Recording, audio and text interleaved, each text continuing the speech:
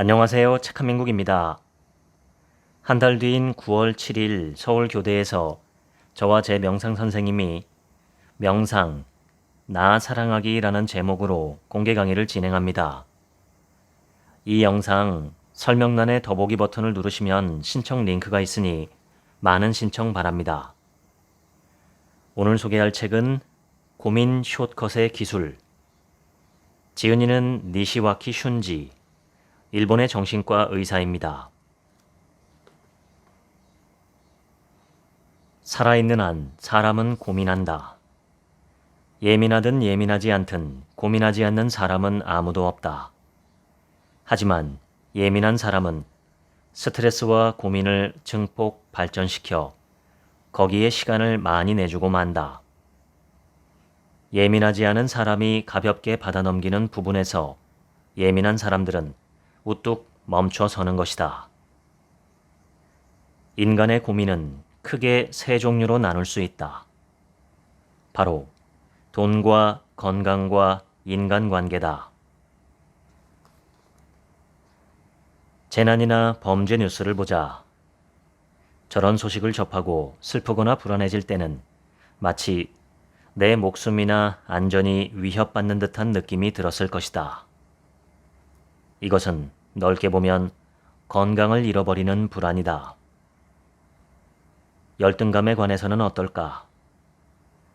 언뜻 보기에는 혼자만의 내면에서 일어나는 일 같은데 실은 인간관계에 포함된다. 열등감은 혼자서는 발생하지 않기 때문이다. 다른 누군가와 비교하기 때문에 나는 못났다, 나는 열등하다 라는 고민에 빠진다. 여러 부류, 다양한 내용들로 나뉘는 고민도 원인을 거슬러 올라가 보면 세 종류뿐이다. 돈과 건강과 인간관계. 이 중에서 가장 해결하기 쉬운 고민은 무엇일까? 먼저 돈은 그리 간단치 않다. 확실히 돈이 있으면 생활의 불안감이 줄어든다. 인생의 선택지가 늘어나고 때로 사치도 부릴 수 있다. 그런데 돈은 많다고 해서 100% 만족을 안겨주지는 않는다.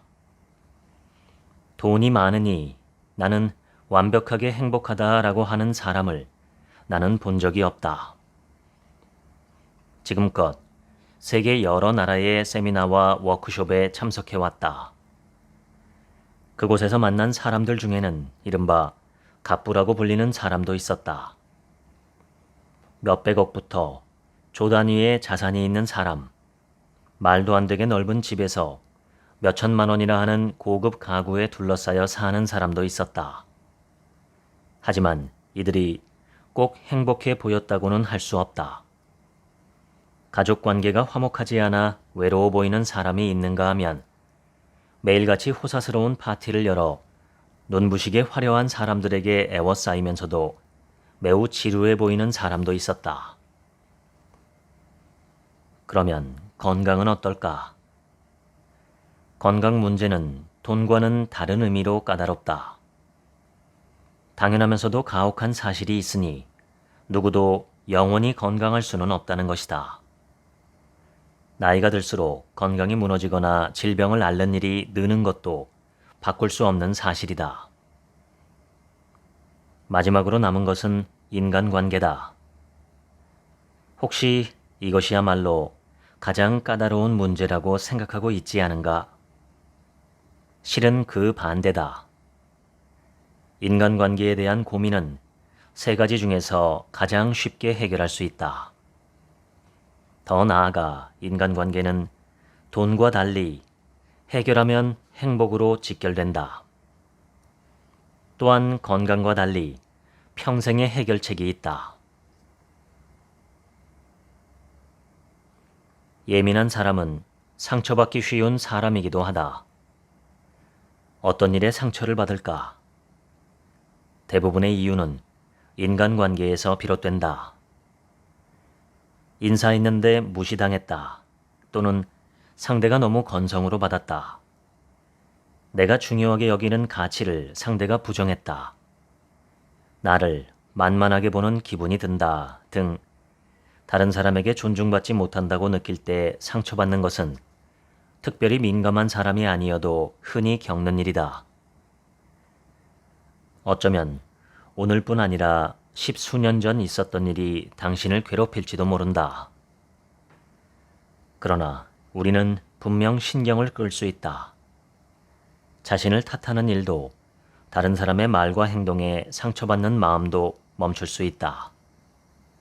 방법은 딱 하나, 기대하지 않는 것이다. 기대란 말할 것도 없이 좋은 일이 실현될 것을 바라며 기다리는 마음을 가리킨다. 언뜻 보기에는 긍정적이고 적극적인 자세 같지 않은가? 그러나 이것이 바로 상처받았다, 너무 신경 쓰인다 라고 느끼는, 즉 평소 당신의 가슴을 아프게 찔러오는 감정의 원인이다. 상처받기 쉬운 사람일수록 기대하지 않는다라는 방탄복을 장착해야 한다. 기대하지 않기에는 세 가지 방향이 있다. 1. 남이 땡땡 해줄 것이라고 타인에게 기대하지 않는다. 2. 나는 땡땡 할 수 있을 것이다 라고 자신에게 기대하지 않는다. 3. 땡땡으로 일이 잘 풀린다 라고 결과를 기대하지 않는다. 부디 오해 없기를 바란다. 절대로 비관적이 되라는 뜻이 아니다. 비관적인 태도란 어차피 내게 관심 있는 사람은 없다. 어차피 실패할 것이다. 뭘 해도 잘 될 리 없다라며 될 대로 되란 식으로 방치하는 태도를 말한다. 이는 오히려 기대가 지나치게 높은 상태에서 비롯된다. 그보다 실제로 당신을 방어해줄 수단은 비관도 낙관도 아닌 무난한 태도다. 다시 말해, 틀림없이 잘 될 거야, 나 결코 잘 될 리 없다도 아니고 글쎄 잘 될까? 정도의 마음 상태다. 이런 마음이면 결과 역시도 무난하게 받아들이게 된다. 기대하지 않기를 연습하는 법은 아주 간단하다. 어떤 일에 실망했을 때, 아, 기대했네 라고 생각하라. 되풀이해서 이렇게 의식하다 보면 어느 순간 요령이 붙는다. 기대하지 않기에 관해 의구심을 품는 분도 있을 것이다. 남에게 존중받고 싶은 마음은 자연스러운 것이잖아요. 그런 바람을 억누르라니 이상하지 않나요? 라고 느낄 수 있다. 맞다. 당연한 바람이다. 여러분에게는 존중을 바랄 권리도 있다. 방금 설명한 존중받는 느낌을 심리학적 용어로 자기 중요감이라고 부른다. 자기 중요감은 다른 사람이 당신을 필요로 하거나 의지하거나 공감하거나 인정해주는 등의 경험이 쌓일 때 높아진다. 자연히 인간관계에 의해 크게 좌우된다. 인간관계 안에서 어떻게 하면 내가 중요하고 소중하다는 감각을 충족시킬 수 있을까? 답은 의외로 다른 사람의 자기 중요감을 충족시키는 것이다. 내가 존중받고 싶다면 나부터 남을 존중하라. 황금률로 불리는 남에게 대접받고자 하는 대로 너희도 남을 대접하라 라는 경구는 허울 좋은 말이 아니라 그야말로 정답이다. 모든 인간은 자기 중요감을 바란다. 자신이 중요한 존재라는 감각을 충족시켜주는 사람에게 무조건 호감을 느끼며 그 사람을 아낀다. 그런데도 그 사람에게서 존중을 돌려받지 못한다고 느낀다면 안타깝게도 당신의 배려가 상대방의 마음에 남지 않아서일 것이다. 먼저 알고 가야 할 것은 기본적인 인간의 삶 유형이다. 인간의 개성은 크게 세 가지, 즉 퍼스널리티, 즉 성격 중시 유형, 2. 퍼포먼스, 즉 성과 중시 유형, 3. 브랜드, 즉 지위 중시 유형으로 나뉜다. 긴 세월 동안 나는 임상과 현장에서 이 유형 분류에 도움을 받았다. 아래는 세 유형의 인물상과 유형별로 자기 중요감을 충족시키는 방법들이다. 1. 퍼스널리티 중시 유형. 남과 만날 때는 인품 중시, 물건을 선택할 때는 품질 중시, 신뢰, 애정 등 눈에 보이지 않는 것에 가치를 둔다. 온화한 태도에 배려 깊은 사람. 단, 신념에 반하는 일은 단호하게 거부한다. 자기 중요감을 충족시키려면 인품을 칭찬하고 배려에 고마워한다. 이야기를 듣고 공감하며 이해해준다. 나의 성실함과 부드러운 면을 드러내 보인다. 겉과 속이 다른 사람을 싫어하기 때문에 상대방 외의 사람들에게도 성실하게 대한다. 2. 퍼포먼스 중시 유형. 최단 시간 안에 최대의 성과를 목표로 한다. 성과, 실적, 재산 등 눈에 보이는 것에 가치를 둔다. 자신을 위한 투자에 열심이다. 명확하고 군더더기 없이 말한다. 때때로 신랄해지기도 한다. 자기 중요감을 충족시키려면 군더더기 없이 시원하게 말한다. 일 잘하는 사람인 점을 칭찬한다. 공허한 인사치레는 역효과다. 성과를 냈을 때 그 사실을 똑바로 평가해 주는 것이 요령이다. 3. 브랜드 중시 유형. 권위, 권력, 지위 등의 가치를 둔다. 마음대로 행동하는 것이 행복의 원천이다. 몸짓, 손짓이 크고 활동적이며 행동력이 있다. 다른 사람에게 끌려다니거나 통제당하는 것을 싫어한다. 자기 중요감을 충족시키려면 대단하다, 멋있다와 같은 화려한 말로 칭찬한다. 다른 사람들 앞에서 칭찬해주면 효과가 배로 늘어난다. 역시 땡땡씨는 좀 다르네요 등 당신은 특별하다라고 느끼게 한다. 만나고 있는 동안에는 상대의 페이스에 맞춘다. 모두가 자기 중요감을 바란다. 내가 중요한 존재라고 느끼게 해주는 사람에게 무조건 호감을 느낀다.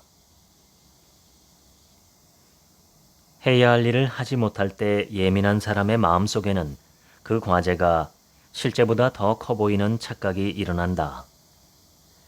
떠올리는 것만으로 한숨이 나오는 일은 크게 보이는 것을 잘게 나누는 것이 가장 빨리 해결하는 지름길이다. 이것이 스몰 스텝이다. 저기 높은 곳까지 5계단으로 올라가라고 하면 각 계단의 단차가 너무 높아서 벅차다. 하지만 50계단으로 나누면 편하고 100계단이라면 더 쉽다. 모든 일에도 요령은 같다. 대뜸 일하기를 목표로 하지 말고 먼저 컴퓨터를 켜기만 한다. 밥하기가 아니라 먼저 냉장고 열기가 목표다. 기상하기가 아니라 먼저 이불 속에서 앉기만 하면 된다. 이런 단계도 부담이라고 느껴지면 더욱더 잘게 나누자. 일어나기 전에 앉는 것이 아니라 몸을 뒤척인다. 옆으로 눕는다. 무릎을 구부린다. 그 상태로 뒹굴 엎드린다. 라면 어떤가? 다음 단계에서 상체를 든다. 또는 앉기까지 도달할 수 있을 것 같지 않은가? 부담스러운 일일수록 단차를 낮추자. 버겁게 느끼는 자신을 책망하는 시간은 전부 생략하고 본인에게 알맞은 높이의 단계를 설정하라. 계단을 세밀하고 낮게, 싫어도 얼마든지 올라갈 수 있는 높이로 만들면 반드시 그곳에 도착한다. 예민한 사람에게는 성공을 느끼기 어려운 경향이 있다. 그 이면에는 완벽주의라는 마음의 버릇이 존재한다. 완벽주의는 달리 말하면 내가 나 자신에게 내심 기대를 하고 있다는 뜻이다. 목표를 절반 정도 낮춰둔 뒤 지금 할 수 있는 이 일을 하며 한 계단씩 오르는 자세로 일해보자. 그 다음은 잘된 부분을 확인하고 부족한 부분만큼 또다시 스몰 스텝으로 올라가면 그만이다. 세상에서 성공한 사람이라 불리는 이들은 왜 성공했을 거라고 생각하는가? 10년쯤 전에 미국에서 그 요인을 찾는 대규모 연구를 시행했다. 하버드 대학교 졸업생을 대상으로 20년에 걸쳐 졸업 후의 인생을 추적한 것이다. 연구에서는 무엇이 사회적 성공을 거둔 사람과 그렇지 않은 사람을 갈랐는지 조사했다. 부모의 경제력, IQ, 전공 분야 등 다양한 비교 축으로 조사했으나 그 어느 것도 결정적인 요인은 아니라는 사실이 밝혀졌다. 그럼 무엇이 결정적이었을까? 놀랍게도 노력이었다. 성공한 것은 성공할 때까지 포기하지 않았기 때문이다. 조금 김 빠지는 이야기지만 그것이 최종 결론이었다. 일본에서도 비슷한 실험이 있었다. 제1의 명문 도쿄 대학교를 졸업한 사람의 집단과 그 외의 대학교를 나온 사람의 집단이 얼마나 숨을 오래 참을 수 있을까를 경쟁했더니 도쿄 대학교 졸업생들의 숨 참기가 확연히 길었다고 한다. 여기에서도 인류대에 합격해 졸업한다는 성과와 노력할 수 있느냐 없느냐가 깊은 상관관계가 있음을 엿볼 수 있다. 성공하기 위한 결정적 요인이 노력이라면 그 노력하는 힘은 어디에서 나오는가가 중요하다. 성공할 때까지 노력할 수 있는 사람의 공통점은 무엇일까? 바로 성공 체험을 했다이다. 성공했다는 느낌을 쉽게 받는 사람은 성공을 쉽게 느껴서 필연적으로 성공 체험이 많아진다. 도전을 두려워하지 않게 된다. 실패해도 일일이 타격을 받지 않는다. 성공할 때까지 몇 번이고 도전하다가 결국 성공한다. 해냈다라는 성공의 느낌을 스몰 스텝으로 자주자주 맛보고 50점 주의로 매우 쉽게 맛본다면 결국은 어떤 대담한 도전도 무섭지 않게 되어 크게 성공할 확률이 높아진다.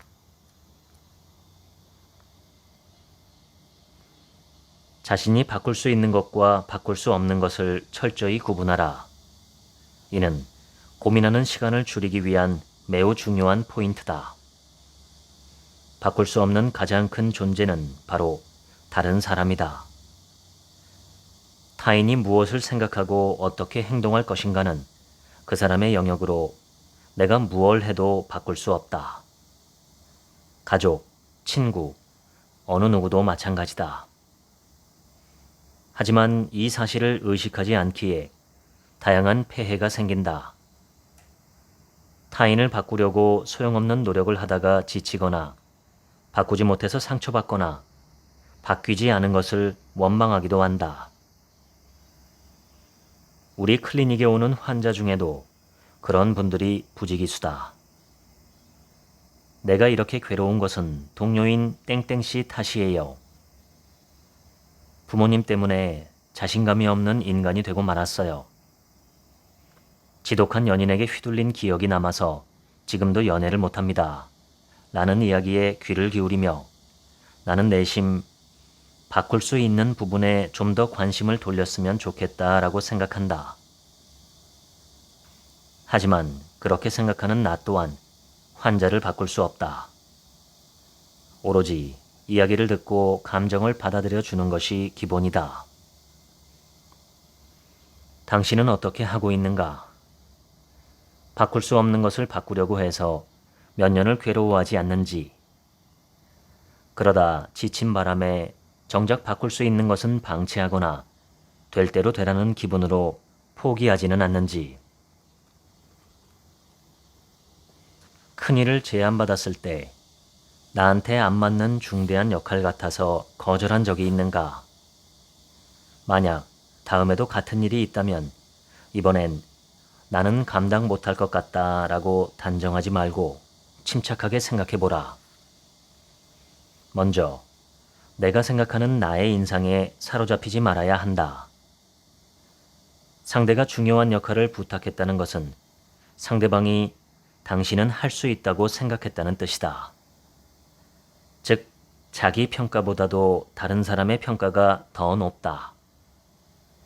100번 양보해서 정말로 과대평가였다 하더라도 사실은 상관없다. 현 시점에서 실력이 갖춰지지 않았더라도 역할의 힘으로 성장하면 된다. 상대는 아마 그런 점도 예측해서 제안할 것이다. 역할을 맡은 후엔 방법만 알면 실력은 반드시 는다. 그 방법은 이미 잘 알고 있는 스몰 스텝이다. 실력을 낼 수 없는 것은 실력이 없기 때문이 아니라 무섭고 불안해서 주춤주춤 물러나기 때문이다. 이때 과제 분석이라는 방법이 유용하다. 의사들이 발달 장애가 있는 아이들에게 실시하는 접근법이다. 예를 들어 볼펜 분해하기라는 과제가 있다고 하자. 그때 그냥 자, 분해해봐 라고 하면 발달 장애가 있는 아이들은 난처해한다. 뚜껑을 열고 펜 끝에 은색 부분을 분리해라 라고 해도 여전히 문턱이 너무 높다. 그래서 다음의 정도로 세밀한 과정으로 진행한다. 오른손잡이라면 볼펜을 왼손으로 잡는다. 오른손으로 뚜껑을 연다. 뚜껑을 테이블에 올려놓는다. 오른손으로 볼펜 끝에 은색 앞머리 부분을 잡는다. 그 부분을 오른쪽으로 비튼다. 계속 돌려서 은색 부분을 분리한다. 은색 부분을 테이블에 올려놓는다. 이렇게 하면 아이들도 실수 없이 정확하게 분해한다. 카레 만들기 같은 좀 더 복잡한 일도 마찬가지 방법으로 진행할 수 있다. 세밀하게 분해하면 총 100가지에 가까운 과정이 되는데 이를 일일이 카드로 만들어 한 장씩 넘기면서 혼자 힘으로 카레 요리를 완성하게끔 한다. 세분화할수록 무서움은 줄어든다. 무서움이 줄어들면 어떤 일도 무리가 아님을 깨달을 것이다. 세밀한 순서로 확실히 준비해 놓으면 인간은 대부분의 일을 할 수 있다. 볼펜 분해하기, 카레 만들기, 신규 사업 프로젝트, 우주에 쏘아 올리는 로켓 만들기까지도 말이다. 예민하든 아니든 어느 누구도 멀티태스킹을 하지 못한다. 인간의 뇌는 늘 한 가지의 주의가 향하는 구조로 이루어졌기 때문이다. 아무리 수많은 업무가 있어도 그때 몰두하는 1순위는 늘 한 가지다. 무슨 노력을 해도 동시에 서로 다른 정보를 받아들이기란 불가능하다. 책을 읽으며 라디오를 듣는 일도 사실은 책 몇 줄을 읽다가 라디오를 듣고 라디오를 듣다가 책 몇 줄을 읽으며 세밀하게 전환할 뿐이다. 즉, 멀티태스킹을 잘한다고 하는 사람도 사실은 싱글 태스킹을 재빨리 전환할 뿐이다. 멀티태스킹을 못하는 사람은 이 전환이 서투른 것이다. 사실 멀티태스킹은 존재하지 않는다라는 것을 먼저 인식하라. 그리고 눈앞에 있는 한 가지 일에 침착하게 전념하라. 침착하게 전념하려면 손과 눈의 협력이 핵심이다. 손을 본다. 이것만으로 분산된 생각이 한 곳으로 돌아온다. 날마다 아침 저녁에 5분간 천천히 손글씨 쓰기와 같은 손과 눈을 동시에 사용하는 일과를 갖는 것도 추천한다. 뜨개질을 좋아하는 분은 당연히 뜨개질을 해도 좋다. 손과 눈의 협력이 습관화되면 항상 바쁜 일을 하는 와중에도 침착해지는 방법을 떠올릴 수 있다. 예민한 사람은 스스로 이해가 느리다, 기억력이 나쁘다라는 오해를 하고 있다. 그 원인 중 하나는 감수성이 풍부하기 때문이다. 정보 하나하나가 지나치게 영향을 주는 데다 연상된 생각까지 더해져 머릿속이 어수선할 때가 있다. 또 하나의 큰 원인은 긴장이다. 쉽게 긴장하더라도 확실하게 이해해야 하는 기술이 있다. 나만의 매뉴얼을 만드는 것. 다시 말해, 원래의 매뉴얼을 나만 보기 위한 용도로 다시 쓰는 방법이다. 내용을 바꾸는 것이 아니라 당신이 알기 쉬운 표현으로 변형한다는 뜻으로서 다음의 내용을 예로 들 수 있다. 1.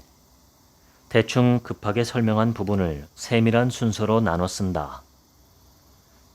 원래 매뉴얼. 기계를 켜고 설정을 확인한 뒤 작동시키세요. 나만의 매뉴얼.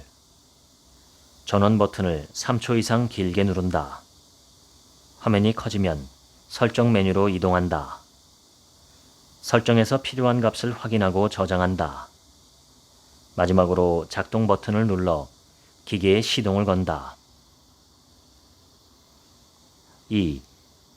중복된 정보나 사족이라고 느낀 표현은 심플하게 생략한다. 원래의 매뉴얼. 청소기를 사용하기 전 먼지통을 비워주세요. 먼지통을 비우지 않으면 먼지가 쌓이고 성능이 떨어집니다. 그러니 먼지통을 꼭 비워주세요. 나만의 매뉴얼.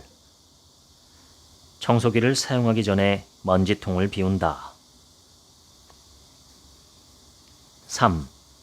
딱딱한 단어를 캐주얼한 단어로 바꾼다. 원래 매뉴얼. 해당 부품이 올바르게 장착되지 않았을 시엔 정상적으로 작동하지 않을 수 있습니다. 나만의 매뉴얼. 부품이 제대로 끼워지지 않으면 기계가 안 켜질 수 있다. 사실 이러한 방법은 내가 인턴 시절에 실천한 것이다. 병원에 비치된 매뉴얼이 머릿속에 전혀 들어오지 않아 괴로운 나머지 시작한 일이었는데 예상보다 더 큰 효과를 보았다. 이 증상이 있는 환자에게는 이렇게 대응한다. 이 약을 처방한다 등의 정보를 나만의 글쓰기로 수첩에 기록하고 흰 가운 주머니 안에 항상 넣고 다녔다. 헷갈릴 때 바로 꺼내볼 수 있어서 안심이 됐다. 그리고 글을 쓰는 과정 자체에서 이해가 깊어지는 효과를 느꼈다.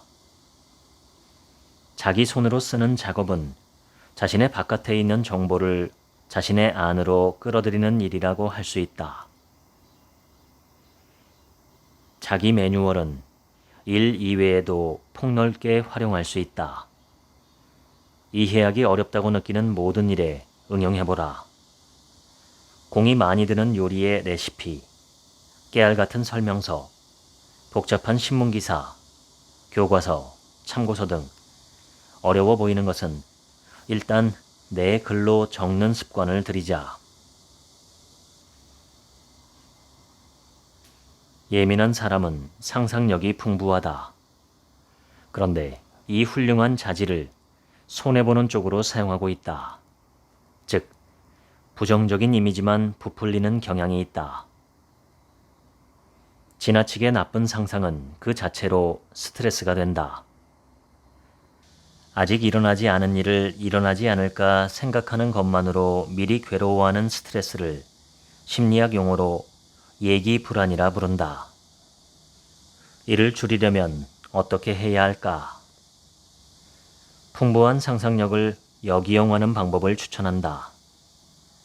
어떤 일에 용기를 내서 행동해야 할 때는 다른 사람이 되라. 좀 더 어릴 적만 해도 공상 속에서 다른 사람이 되어 다른 세계로 날아다녔으니 분명히 할 수 있다. 선명한 이미지로 실존하는 스타, 육상선수, 영화 속 히어로로 변신하면 더 빠르다. 어린애 같은 유치한 속임수 같겠지만 용기를 내야 할 때 동경하는 인물의 멋지다고 생각한 모습을 떠올리며 그대로 따라하는 것은 매우 효과적이다. 실존 인물 중에 감이 잡히지 않는다면 자신만의 가상의 캐릭터를 만들어 보자. 이 방법은 내가 지어낸 것이 아니라 돈벌이의 천재, 하늘이 내린 백만장자 소리를 듣는 경영 컨설턴트 간다 마사노리 씨가 저서에 소개한 것이다. 인턴 시절 그 책을 읽고 나서 가상의 캐릭터로 종종 변신한 기억이 난다. 당시를 돌이키면 나는 환자가 나으면 좋겠다는 바람이 남보다 배로 강한 의사였다. 나는 원래대로 되돌리는 것이 아니라 새로 창조하는 의료를 한다. 즉, 내 의료는 예술이다. 나는 슈퍼 아티스트 닥터다. 이렇게 글로 써보면 몹시 낯간지럽다. 당시 이런 말은 입 밖에 꺼내지 않았기 때문에 슈퍼 아티스트 닥터는 내 안의 비밀 존재였다. 하지만 동시에 최고의 영웅이자 멘토였다. 환자의 상태가 나쁠 때나 알맞은 치료법을 찾을 수 없을 때 시도해본 방법이다. 실패할 때, 완전히 지쳐서 바닥났을 때, 포기하려 했을 때 늘 생각했다. 슈퍼 아티스트 닥터라면 여기서 어떻게 말할까? 슈퍼 아티스트 닥터는 여기에서 타협할까? 슈퍼 아티스트 닥터가 여기에서 포기할까? 그 결과 수많은 난국을 이로써 극복했다. 부디 여러분도 마음속에 또 다른 나를 가졌으면 한다. 월등하고 특출한 꿈을 마음속에 몰래 살게 하라. 그리고 용기가 필요한 순간이 오면 그 모습으로 변신하라.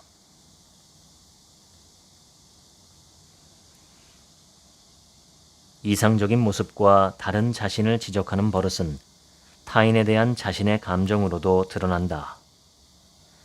남에게 부정적인 감정을 느끼면 마음이 불편해지는 것이다. 여기에 더해 완벽주의로 인한 또 하나의 버릇이 있다. Total Rejection, 번역하면 전면 거부다. 아주 작은 계기로 남을 아예 차단하는 버릇을 말한다. 방금 한 말이 내심 기분 나빴거나 행동이 지나쳤다고 느끼면 더는 그 인물을 받아들이지 못하게 된다. 훌륭한 사람이라고 생각했던 상대방에게 조금 싫은 면이 보이면 호감이 싹 사라진다. 이런 식으로 한 번의 일이나 미묘한 일로 지금까지 형성한 관계를 끊고 싶어지거나 끊어버린 경험이 있지 않은가. 완벽주의인 사람은 이런 사람인 줄 몰랐다. 이제는 친구도 아니다 라며 함께 가입해 있던 모임까지 아무 말 없이 그만두는 극단적인 행동을 보이기도 한다. 그렇게까지는 하지 않더라도 더는 안 돼, 정 떨어진다 라는 마음이 들기도 한다. 일종의 용서를 못하는 성격인 것이다. 멋진 사람의 내면에도 기분 나쁜 면이 있는 게 당연하고 존경스러운 사람 속에도 교활한 면이 있는 것도 당연한데 지나치게 무결하면 그런 점을 용서하지 못한다. 아주 작은 결점 하나도 용서하지 못할 정도의 상대를 향한 높은 기대는 탁 전원을 꺼버리자. 유일하게 걸리는 점은 기대하지 않기를 익히는 데에는 절대적인 시간이 든다는 점이다. 그러니 다른 대처법도 함께 알아두자. 그 방법은 싫어하는 사람을 적당히 피하는 것이다. 여기서 적당한 정도는 100도 0도 아닌 그 사이다. 당신의 정신 건강을 위해 거리를 두라. 여기서의 적정 거리는 의무적 규범 내이다. 싫은 사람이 상사라면 반드시 업무상의 대화를 나눠야 한다. 그러나 그 상사가 있는 술자리에 참석할 의무는 없다. 안 가도 된다기보다 가면 안 된다. 적정 거리를 유지하는 연습이라 생각하고 참석을 피하라. Total rejection, 즉 전면 거부는 0점을 향하는 힘이다. 그 사람을 아예 차단한다. 이건 인간관계의 폭을 좁히는 데다 매사에 결벽이 생기고 시야가 좁아지며 한쪽으로만 치우칠 우려가 있다. 따라서 여기도 적정 거리가 필요하다. 절연하지 않을 정도의 소원함이면 딱 알맞다. 당신과는 더 만나지 않겠다고 떠들썩한 선언을 할 필요도 없다. 만나고 이야기하는 횟수를 평범하게 줄여가기만 하면 된다. 이를테면 여럿이 동석하는 자리에서는 만나지만 만약 둘만 남을 것 같으면 집으로 가는 방법을 택한다. 상대에게서 메시지가 왔을 때도 전부 무시하는 것이 아니라 답장까지 시간을 조금 두거나 무난한 답장을 하는 정도가 적절한 재량이다. 상대가 뭔가 제안했을 때는 구실을 마련해서 때로는 무난한 거짓말을 해서 거절하라. 매번 구실을 만드는 것이 귀찮다면 장모님의 통원 치료에 따라가야 한다 등 계속해서 쓸 수 있는 내용도 좋다.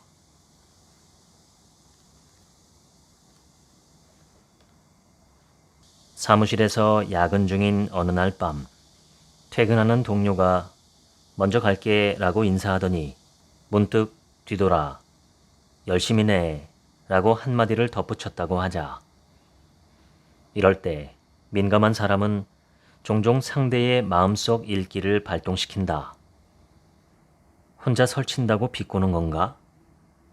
내가 야근하면 집에 가기 어려운 분위기가 되지 않냐고 비난하는 걸까? 정시까지 못 끝내다니 무능하다며 무시한 건가? 그리고 의아한 결론에 도달한다. 이 사람은 나를 싫어한다 라고. 타인의 의도를 추측하고 신경 쓰는 버릇이야말로 큰 문제다. 다른 사람의 마음같이 결코 알 수 없는 것에 대해 고민하고 괴로워하는 버릇은 이제 벗어나고 싶지 않은가. 매우 예민한 사람들은 눈치 빠름 때문에 애먹는다고 흔히들 이야기한다. 행간의 뜻을 단번에 간파하거나 미묘하게 섞인 비아냥을 눈치채기도 하고 사람들이 대부분 못 보고 놓치는 상대의 악의가 눈에 띄어 신경 쓰인다. 이게 다 헤아릴 줄 아는 능력 때문이며 본인이 괴롭긴 해도 뛰어난 사람이라는 증거다.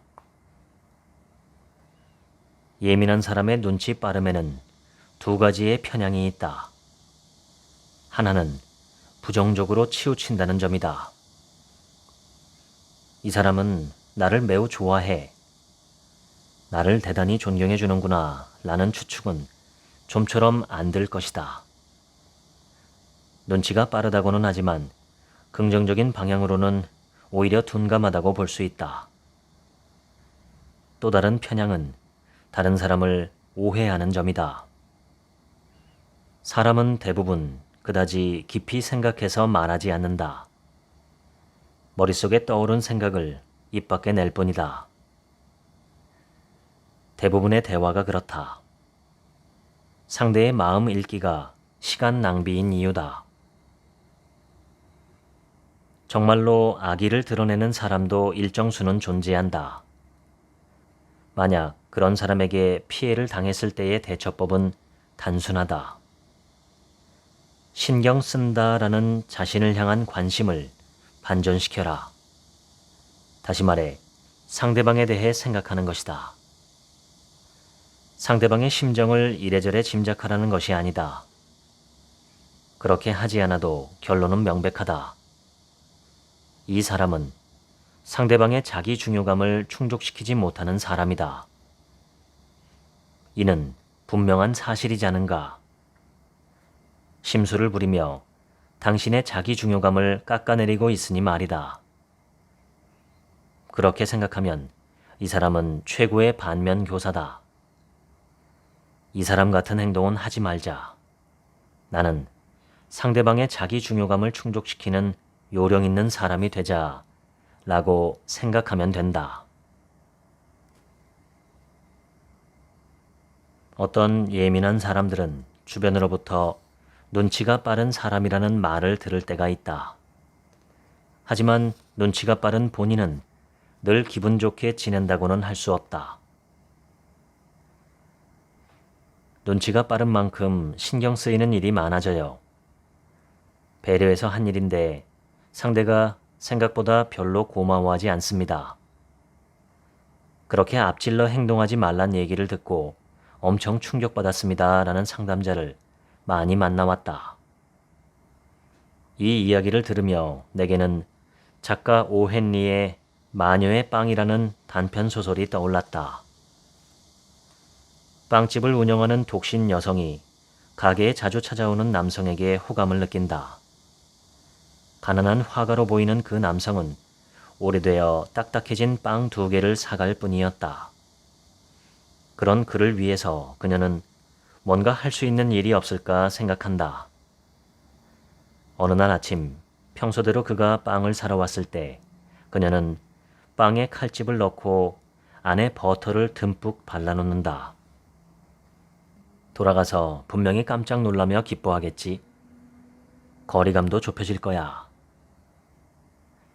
가슴 설레며 기다리는 그녀. 역시 그가 다시 찾아왔다. 웬일인지 분노에 떨면서. 사실 그는 건축 설계사인데 시청 설계도를 공모전에 제출하기 위해 몇 날 며칠을 제작에 몰두하던 중이었다. 빵은 먹기 위해서가 아니라 지우개를 대신해서 사용했던 것이다. 설계도를 잉크로 깨끗하게 그린 후 마지막에 연필로 스케치한 밑그림을 빵으로 지우려고 했는데 그녀의 친절이 그의 출품작을 한순간에 엉망으로 만들고 만 것이다. 정말로 아이러니하고 씁쓸한 스토리다. 마음 쓴 배려가 이렇게까지 폐를 끼치는 일은 좀처럼 없겠지만 기뻐해주지 않는 배려는 이 소설처럼 예나 지금이나 사실은 상대방을 잘 몰랐다는 점에서 발생한다. 상대방을 생각하는 마음은 있는데 시각이 단편적이라 이해가 부족하다. 그 상태에서 선의를 베풀 의도로 상대방이 바라지 않은 일을 하고 만다는 너무나도 안타까운 이야기다. 자신이 이렇게 해주고 싶다가 아니라 상대방이 기뻐하는 일, 나를 잘 아는구나 라고 느낄 일이 무엇일지 관찰하자. 다른 사람이 고민 상담을 해올 때가 종종 있는가? 마음이 약해져 있는 사람은 예민한 사람의 다정함에 끌려서 치유받고 싶어 한다. 이 사람이라면 무신경한 말은 하지 않을 것이다. 이 사람이라면 부정하지 않을 것이다. 형편없는 내 모습도 무시하지 않을 것이다. 이렇게 생각해서다. 하지만 그 때문에 피곤한 일도 있을 것이다. 내가 감정 쓰레기통 같은 존재가 된 건가? 벌써 이 이야기가 몇 번째더라? 부정적인 얘기만 하니까 에너지가 빨려 라고 마음속으로 한숨을 내쉴지도 모른다. 나는 고민을 듣는 것이 일이기 때문에 그 상황이 이해된다. 고민거리나 불평은 한도 끝도 없이 나오기 쉽다는 점도 실감하고 있다. 더욱이 곤란한 점은 고민을 상담하는 환자에게서 보이는 상황을 바꿀 의욕이 낮은 경향성이다. 이렇게 해보면 어떻습니까? 라고 제안하면 땡땡이라서 할 수 없다 라고 그렇게 못하는 이유를 열거한다. 여러분에게 고민을 상담하는 사람들도 그렇지 않던가? 흔히 조언이 필요한 게 아니라 이야기를 들어주기를 바랄 뿐이라고들 하는데 확실히 그게 솔직한 기분일 것이다. 그러나 듣는 쪽은 어떨까? 여러분은 그 끝없는 이야기를 어디까지 들어줄 수 있는지, 한없이 듣기만 할 것, 아니면 벗어날 것, 어느 쪽을 택하고 싶은가? 나라면 벗어나는 쪽을 택하겠다. 내 역할은 환자가 달라지는 것, 이퀄 치료해주는 것이라서 달라질 의지가 없는 사람에게 내가 할 수 있는 일은 유감스럽게도 없기 때문이다. 그래서 내 뜻을 정확히 전달하고 다른 병원에 가시라고 말한다. 전문의조차도 본인에게 치료받을 생각이 없는 사람에게는 그렇게 대응하는 것이다. 조금 벗어난 이야기지만 그렇게 매듭짓지 않고 치료하려 들지도 않고 끝없이 치료비를 계속 받는 의사도 있다. 계속 내 고민을 상대해주는 상냥한 선생님이라고 생각할지 모르지만 꼭 그렇다고도 할 수 없다. 예민한 사람들은 벗어난다는 선택에 죄책감을 느낄 수 있다. 그렇다면 시간의 구분을 짓자. 나의 경우 이야기를 듣는 것은 20분까지로 정하고 있다. 짧은 듯하지만 진심으로 20분 동안 남의 이야기에 집중하는 것은 힘든 노동이다. 좀 더 들어줄 수 있을 것 같다면 횟수를 늘리든지 시간을 늘리든지 적절히 조정하라. 그 시간 동안에는 철저히 들어라. 끼어들지 말고 부정하지 말고 오로지 고개를 끄덕여주자. 반복해서 말하지만 이것은 상당한 중노동이다. 부디 자신이 지치지 않는 범위 안에서 행동하라. 예민함 때문에 생기는 고민 시간을 줄여서 쾌적하게 살기 위한 지혜 어떠셨나요? 다양한 노하우가 나왔지만 기본은 똑같다는 사실을 아셨을 겁니다. 기대하지 말 것, 완벽주의에 사로잡히지 말 것, 무슨 일을 하더라도 스몰 스텝으로 무리하지 말고 해나갈 것, 그리고 다른 사람의 자기 중요감을 충족시킬 것. 모두 최종적인 지향점은 단 하나입니다. 자신을 소중한 존재로 여기며 살아가는 일입니다.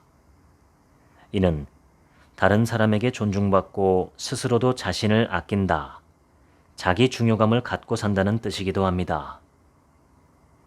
자기 중요감 없이 사람은 행복해질 수 없습니다. 얼마나 돈이 있든, 예쁘고 잘생겼든, 집안이 좋든, 학력이 높든, 지위가 있든, 명성을 얻든 간에 자기 중요감이 없으면 행복을 느낄 수 없습니다. 초조해하는 권력자, 권태로워 보이는 억만장자, 음울한 엘리트, 고독한 스타. 이 세상에는 불행해 보이는 성공한 사람들이 수두룩합니다.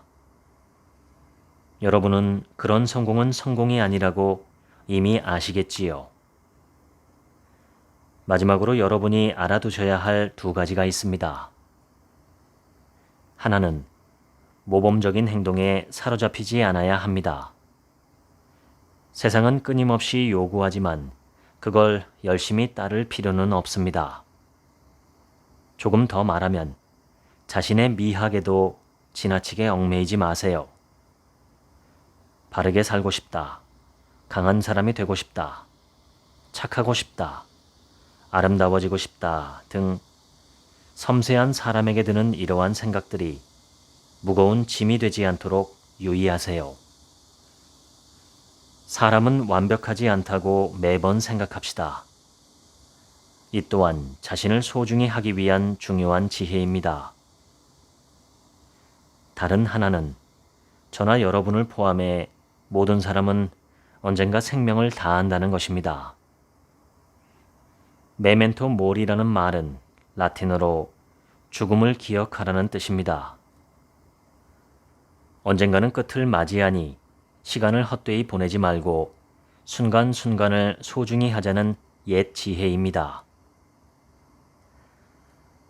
저는 친밀해진 친구, 믿을 수 있고 성실하며 행복하게 살아가는 벗에게는 기회를 봐서 이런 질문을 합니다. 앞으로 살 날이 한 달 남았다면 뭘 하고 싶어? 친구들의 답은 의외일 정도로 일치합니다. 평소와 같은 일을 신중하게 하지 않을까? 그렇게 할 수 있으면 좋겠다. 자신을 아끼는 인생의 궁극적인 답이라고 느꼈습니다. 지금의 아무렇지 않은 매일 그대로가 행복인 인생, 평화롭고 충만한 최고의 인생입니다. 여러분은 어떻습니까? 마지막 시간에 어떤 나날을 보내고 싶나요? 지금까지 고민 숏컷의 기술 읽어드렸습니다. 지금부턴 제 얘기입니다. 오늘 소개한 이 책의 핵심 키워드는 고민의 시간을 줄이자는 것입니다. 고민이란 갈등의 시간이고 번민의 시간입니다. 그러한 시간을 최소화하는 것은 우리의 정신 건강에 상당히 유리한 전략입니다. 인간은 무심코 무의식적으로 염려하거나 고민하거나 두려워하거나 불안해하는 때가 많습니다. 그러한 무의식적 감정들은 자신의 내면에 쌓여서 내가 인지하지도 못하는 막연한 스트레스가 되고 내 마음은 점점 더 무거워지게 됩니다. 내가 인식하는 부분부터라도 고민의 시간과 대상을 줄여나가는 것이 정말 중요합니다. 인간은 생각하는 것의 90%가 부정적인 것들이라고 하죠. 명상과 마음 경영에서는 흘려버리기를 강조합니다. 우선은 떠오르는 생각이나 감정이나 욕구나 욕망, 느낌 등을 최대한 부지런히 흘려버리는 연습입니다. 그것들의 대부분은 불쾌한 감정, 부정적인 생각들이기 때문이지요. 떠오르는 생각이나 감정을 혹은 욕구나 느낌을 어떻게 흘려버릴 수 있을까? 저도 처음에는 의문이 많았습니다. 구체적으로 어떻게 하는 것인지도 방법을 자세히 여쭤봤죠. 그래서 알려주시는 방법대로 최대한 좋지 않은 생각, 감정, 느낌, 욕구들을 흘려버리려고 노력했습니다. 생각이나 감정은 눈에 보이지 않는 무형의 것들이기 때문에 더러운 쓰레기를 치우는 것처럼 그 과정을 구체적이고 확연하게 알 수 있는 것은 아닙니다. 그렇지만 마음으로 흘려버리고 또 흘려버리다 보면 어느 순간 떠오르는 부정적인 생각이나 감정들이 내가 마음을 먹는 순간 즉시 흘러가 버리는 것을 경험하게 되었습니다. 그것이 내 마음을 정돈하는 하나의 방법입니다. 오늘 소개한 책의 저자는 정신과 의사인데 인간의 고민을 크게 세 가지로 분류합니다. 돈과 건강과 인간관계입니다. 그런데 돈이나 건강은 내 뜻대로 하기가 참 어려운 것이라고 저자는 말합니다. 대신 인간관계는 내가 얼마든지 적절하게 대응하고 처리할 수 있는 것이라고 주장합니다. 게다가 사람이 경험하는 스트레스의 대부분은 인간관계에서 옵니다. 인간관계는 크게 두 가지인데 첫째는 내가 나와 맺는 관계입니다. 이 관계는 모든 인간관계 중에서 가장 중요한 인간관계입니다. 내가 나 자신을 어떻게 바라보고 어떻게 살려나가고 어떻게 도울 것인지가 인생의 성공과 행복을 좌우하는 첫 번째 요소가 아닐까 싶습니다. 두 번째는 나와 타인의 관계입니다. 여기서 타인이란 나를 제외한 모든 사람을 가리킵니다. 인간은 철저하게 사회적 동물이기 때문에 인간관계는 내 삶을 지탱하는 뼈대 구조와 같은 것입니다. 인간관계에서 현명하게 대처하는 것은 우리가 겪는 스트레스의 90% 이상을 해소하는 지름길입니다. 다시 한번 오늘 소개한 책의 내용을 정리하자면 자신의 고민을 분석해서 내가 어느 정도의 시간과 에너지를 어떤 내용의 고민에 소모하고 있는지 파악하는 것이 먼저고, 그리고 각각의 고민에 대해서 기존에 내가 관성적으로 사용해왔던 방법들을 점검하고 그것보다 더 나은 방법을 배우고 연습해서 나의 도구로 삼는 것이 두 번째입니다. 믿기 힘드실 수도 있지만 세상의 모든 고민에는 해법이 있습니다. 그런데도 고민하는 사람들이 끊이지 않는 것은 해법을 알지 못하거나 해법을 알더라도 그것이 효과가 있으리라고 믿지 못하기 때문입니다. 그래서 안 쓰는 것이죠.